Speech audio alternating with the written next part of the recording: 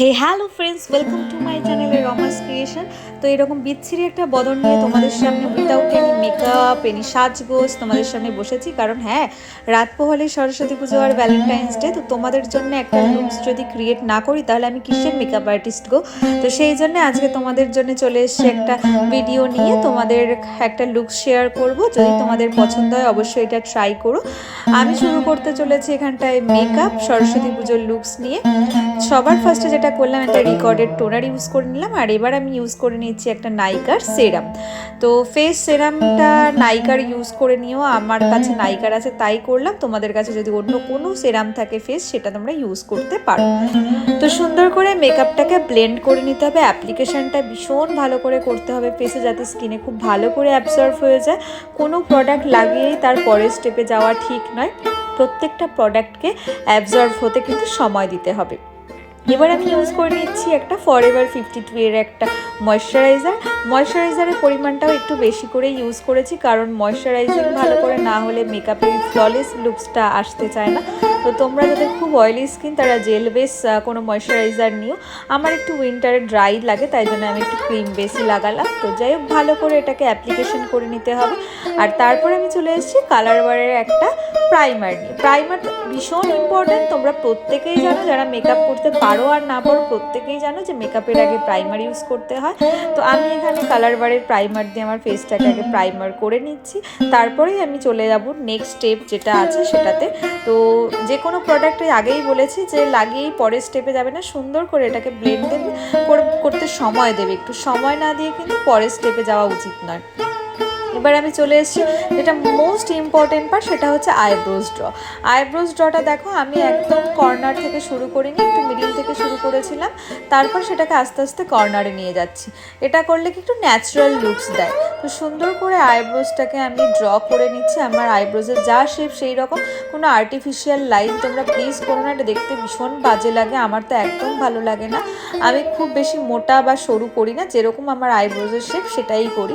তারপর আমি এখানে ফরএভার 52 এরই একটা প্যালেট থেকে, কনসিলার প্যালেট থেকে আইব্রোজের নিচটা মানে চোখের ওপরটায় কনসিলিং করে নিচ্ছি, কারণ এটাকে কনসিলিং না করলে পরে আই শ্যাডোটা খুব সুন্দর করে বসে না, লং লাস্টিংটাও হয় না। তো যাই হোক, এবার আমি আমার ফেসে যে ডার্ক স্পট আছে বা ফ্রেকলস আছে সেই জায়গাগুলোতে একটা অরেঞ্জ কারেক্টার দিয়ে কারেক্ট করে নিচ্ছি, যে আমাদের ফেসে যাই প্রবলেম থাকুক না কেন সেগুলোকে হাইড করার জন্যে।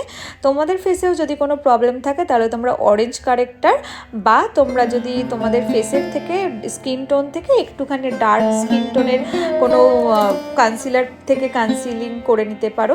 আর তারপরে আমি আমার স্কিন টোনেরই একটা কনসিলার প্যালেট থেকে কনসিল করে নিলাম। অ্যান্ড এবার আমি ইউজ করে নিচ্ছি ফাউন্ডেশন।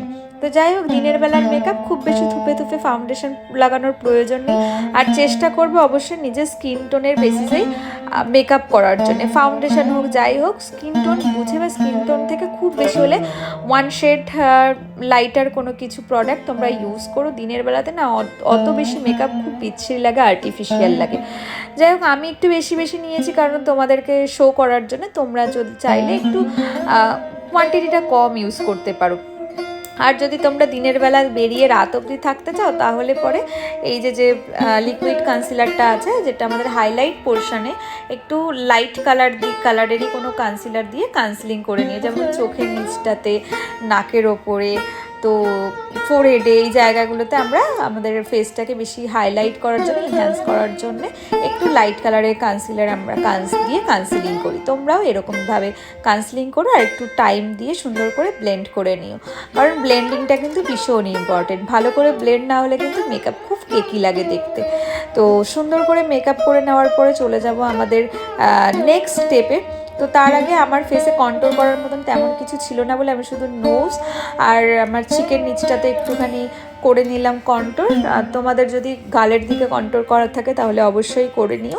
আমার তেমন দরকার হয় না, আমার মুখটা একদম ছোট্ট, তাই জন্য আমার প্রয়োজন হয় না, সেই জন্য আমি করি না। অ্যান্ড দেন আমি চলে গেলাম ফরএভার 52 এরই একটা কম্প্যাক্ট পাউডার নিয়ে কম্প্যাক্ট করে নিচ্ছি। আমি লুজ পাউডার ইউজ করি, তোমরা যদি চাও লুজ পাউডার, বানানা পাউডার ইউজ করার জন্য সেটাও করতে পারো। এবার চলে আসলাম মেইন পার্টে। দেখো বস, আমরা মেয়ে মানুষ আর আমাদের না লাজ লজ্জা সবই আছে, আমরা ব্লাশ করি, আমরা ছেলেদের মতো নই যে আমাদের লাজ লজ্জা বলে কিছু নেই। তো তো ব্লাশ করাটা কিন্তু ভীষণ ইম্পর্টেন্ট। আমার তো ব্লাশ ভীষণ ভালো লাগে, তোমাদের ভালো লাগলে অবশ্যই অ্যাপ্লাই করো, আর না লাগলে ছেড়ে দিও। তো আমার তো খুব ভালো লাগে, তোমরাও অবশ্যই ব্লাশার লাগিও, কারণ বয়ফ্রেন্ডের মন কাটতে হবে তো মিষ্টি মিষ্টি ব্লাশ করে করে।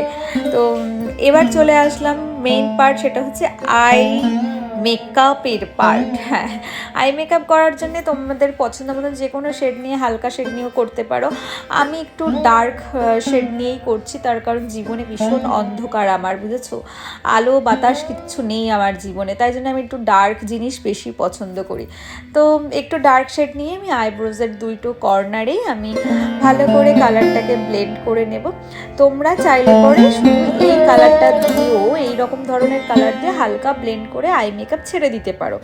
আর যদি একটু তোমরা ব্রাইট কিছু চাও, একটু চাও যে চোখটাকে একটু ভালো ইনহ্যান্স করার জন্য, একটু চোখের ওপর কিছু কারুকার্য করার জন্য, তাহলে এইভাবে অবশ্যই মেকআপটা করতে পারো। তো আগেই যেটা বললাম, একটু ডার্ক শেড নিয়ে সুন্দর করে দুটো কর্নারে লাগাবে এবং দারুণ করে এটাকে ব্লেন্ড করতে হবে, ছোপ ছোপ যেন না থাকে, আর কোথাও যেন হার্শ লাইন কোনো জায়গায় না থাকে, সুন্দর করে ব্লেন্ড করতে হবে।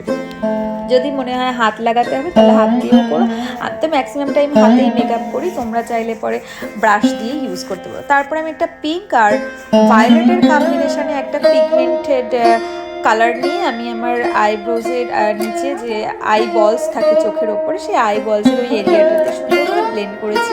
আঙুল দিয়ে ফার্স্টে ব্রাশ নিয়েছিলাম, বাট ব্রাশ দিয়ে দেখলাম ভালো হচ্ছে না, হাত দিয়ে অ্যাপ্লিকেশন করার পর তারপরে ডার্ক এরিয়াটা থেকে আর একটু সুন্দর করে ব্লেন্ড করে নিতে হবে, কারণ নাহলে ওই প্রপার লাইন যদি বোঝা যায় তাহলে কিন্তু সেটা একদম দেখতে ভালো লাগে না। তো এই কাজটা তোমরা অবশ্যই করো, সুন্দর ব্লেন্ড করার জন্য কিন্তু কোনো যাতে কোথাও লাইন না থাকে সেটা তোমরা দেখে নিও। এবার চোখের নিচটাতেও কর্নারে যে কালারটা লাগিয়েছিলাম সেটা দিয়েই আবার একটুখানি অ্যাপ্লিকেশন করে নিচ্ছি, এটা দেখতে খুব ভালো লাগে, কাজল পরলেও খুব একটা সুন্দর ব্লেন্ডিং আসে দেখতে। আর তারপরে আমি চোখের নিচে যে আমাদের আইব্রোটা আছে সেই জায়গাটাতে একটু হাইলাইটার দিয়ে হাইলাইট করে নিচ্ছি, আর নোজে আর গালে আমরা আইব্রোজ হাইলাইটার দিয়ে হাইলাইট করব। তোমরা যদি দিনের বেলাতে বেরো হাইলাইটার অ্যাভয়েডও করতে পারো, আর যারা সন্ধে পর্যন্ত থাকতে চাও তাহলে হালকা হাইলাইটার অবশ্যই ইউজ করতে পারো। এবার চোখের দারুণ ভলিউম দেওয়ার জন্য একটা সুগারের মাস্কারা নিয়েছি, এটা লাগালে না কোনো রকম ল্যাশ ইউজ করতে লাগে না, আর আমি ভাই ল্যাশ ইউজ করে একদম থাকতে পারি না। তোমরা যদি পারো থাকতে অবশ্যই আইল্যাশ ইউজ করতে পারো, আমার মনে হয় দিনের বেলার মেকআপে আইল্যাশ ইউজ করলে খুব বাজে লাগে, তো আমি সাজেস্ট করবো তোমরা ইউজ করো না, কোনো হাই ভলিউম মাস্কারা লাগিও। এবার চলে আসছি লিপস্টিকের কাজে। লিপস্টিক আমার সবসময় ডাবল শেডের লিপস্টিক ভালো লাগে। আমি লিপস্টিক যখনই পরি না, কেউ যদি আমাকে জিজ্ঞাসা করে কি শেড ইউজ করেছো, আমি বলতে পারবো না, কারণ আমি সবসময় 3-4টে শেড একসাথে মিক্স করে লাগাই। তা আমার কখনো খুব লাইট কালার লিপস্টিক আমার লিপে না স্যুট করে না।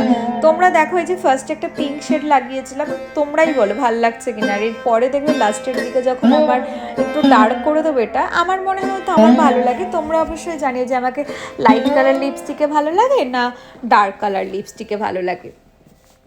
তো লিপস্টিক লাগাতে লাগাতে লিপস্টিকের আমি যে ইয়েটা থাকে ব্রাশটা সেটাই ভেঙে ফেলে দিয়েছি, খুব কষ্ট হচ্ছিল জানো তো, একটা এত দামি লিপস্টিক ভেঙে ফেললাম। তবু তোমরা একটা কমেন্ট করবে না আমি জানি, প্লিজ একটু কমেন্ট করো, লাইক করো, শেয়ার করো, তোমাদের কেমন লাগলো তোমাদের মতামত জানিও ভিডিও দেখে।